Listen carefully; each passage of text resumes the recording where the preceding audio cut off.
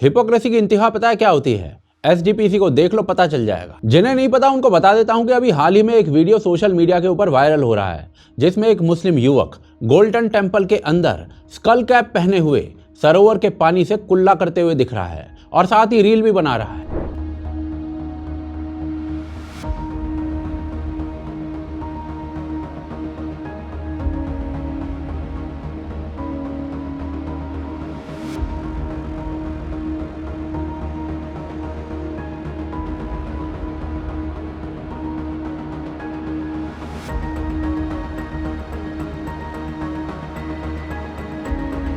और बस यही नहीं, वो वीडियो के अंदर एक उंगली ऊपर उठाकर वही इस्लामिक इशारा करता है जिसका मतलब होता है अल्लाह के अलावा कोई गॉड नहीं है।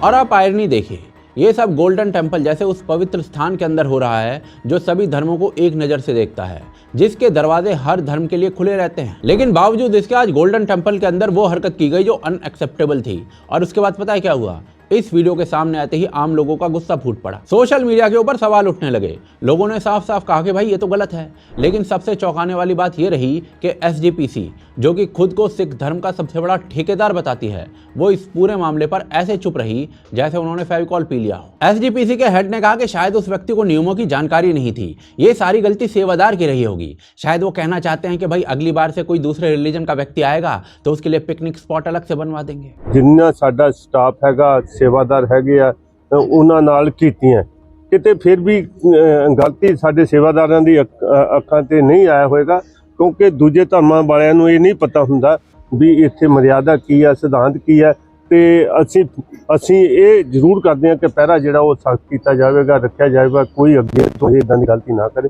वीडियो जांच करेंगे? हाँ, जांच करांगे जरूर जांच करांगे ते उन्हां नूं अपने सेवादारां नूं भी कहांगे। वाह, टॉलरेंस हो तो ऐसा हो। सोचिए, अगर यही काम 1% किसी हिंदू ने कर दिया होता तो एसजीपीसी का रवैया क्या होता? अरे आपको सोचने की जरूरत नहीं है। इसका सबसे बड़ा उदाहरण है अर्चना मकवाना का मामला। कुछ समय पहले अर्चना मकवाना नाम की एक हिंदू लड़की गोल्डन टेम्पल परिसर में योग करती या फिर ध्यान लगाती हुई नजर आई थी। वो लड़की ना तो कोई नारा लगा रही थी, ना ही कोई धार्मिक इशारा कर रही थी, ना ही किसी धर्म के खिलाफ कुछ कर रही थी, और ना ही किसी की धार्मिक भावना को ठेस पहुंचाने का उसका इरादा था। लेकिन फिर भी उस वक्त एसजीपीसी वालों ने ऐसा हंगामा खड़ा कर दिया था जैसे कोई बहुत ही बड़ा अपराध कर दिया गया हो।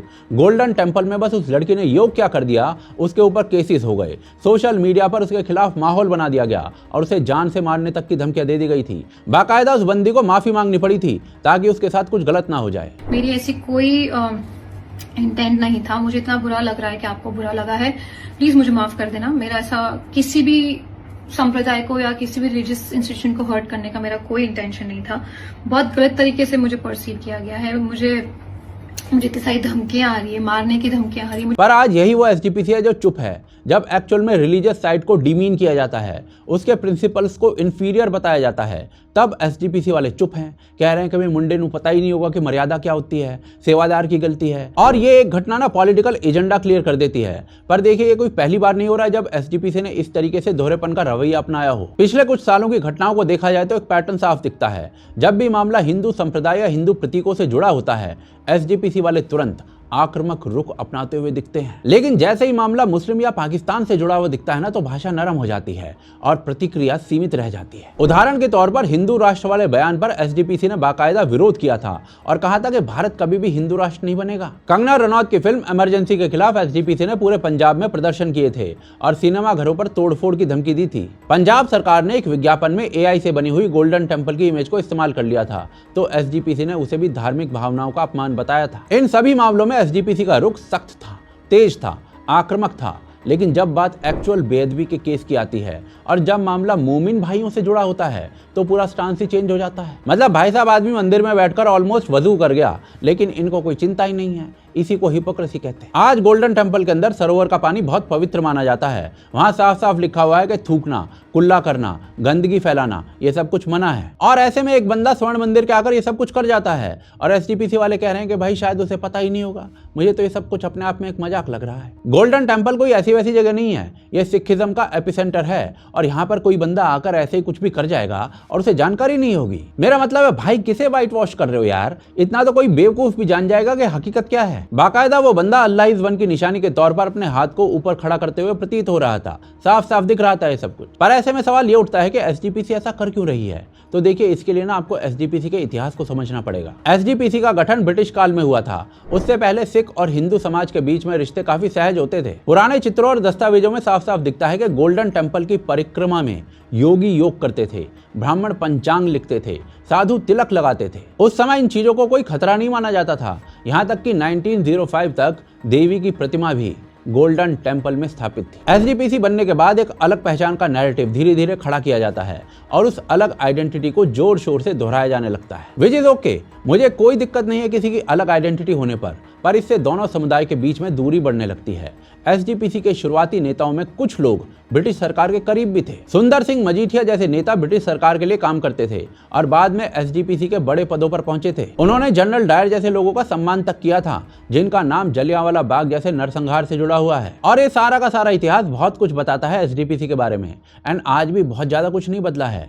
एसजीपीसी भिंडरान वाले जैसे आतंकवादी के लिए नरमी दिखाती है और पंजाब में बड़े पैमाने पर हो रहे धर्मांतरण पर चुप रहती है। ਅੱਜ ਸਭ ਤੋਂ ਵੱਡਾ ਚਰਚ ਏਸ਼ੀਆ ਦਾ ਜਲੰਧਰ ਵਿੱਚ ਬਣ ਗਿਆ ਔਰ ਜਿਸ ਤੇਜ਼ੀ ਨਾਲ ਕਨਵਰਜਨ ਹੋ ਰਿਹਾ ਹੈ 2011 ਦੇ ਸੈਂਸਸ ਦੇ ਅਕੋਰਡਿੰਗ 1.5% ਦੀ ਪੋਪੂਲੇਸ਼ਨ ਸੀ ਪੰਜਾਬ ਵਿੱਚ ਕ੍ਰਿਸਚੀਅਨਸ ਦੀ, ਪਰ ਅੱਜ ਕੁਝ ਲੋਕਲ ਸਰਵੇ ਹੋਏ ਨੇ ਉਹ ਕਹਿੰਦੇ ਨੇ ਤਕਰੀਬਨ 13 ਤੋਂ 15% ਜਿਹੜੀ ਪੋਪੂਲੇਸ਼ਨ ਹੈ ਉਹ ਕ੍ਰਿਸਚੀਅਨਸ ਜਿਹੜੇ ਬਣ ਚੁੱਕੇ ਨੇ ਪੰਜਾਬ 'ਚ। इस्लामिक देशों में सिखों के साथ हो रहे अन्याय पर या फिर यूरोप में चल रहे ग्रूमिंग गैंग्स पर इनकी आवाज कमजोर रहती है।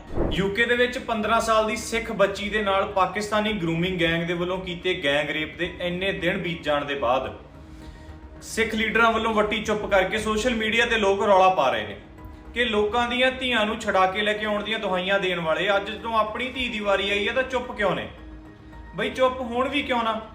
ये मसला हिंदुस्तान के खिलाफ नहीं ना वरतिया जा सकता। लेकिन जब मामला आ जाता है गोल्डन टेम्पल में किसी लड़की के गलती से ध्यान लगा लेने का, तो एसजीपीसी वालों में मान लो मिर्गी आ जाती है। और अभी जो ताजा मामला है ना, ये उसी दोहरे रवैये का सबसे बड़ा उदाहरण है। आज ये सवाल खुलकर पूछा जा रहा है कि एसजीपीसी आखिर नियमों की रखवाली करती है या फिर चुनिंदा लोगों को बचाने का काम करती है। आज ये सवाल उठता है कि एसजीपीसी आखिर किसे खुश करना चाहती है। क्या ये सब कुछ राजनीति है या फिर किसी खास विचारधारा का दबाव है? जो भी हो, इतना साफ है कि एसजीपीसी जो कर रही है ना, वो कहीं से भी जस्टिफाइड नहीं है। और इसीलिए आज जरूरत है कि एसजीपीसी को आईना दिखाया जाए, क्योंकि अगर नियम है तो सबके लिए बराबर हैं, अदरवाइज इसे दोगलापन कहते हैं।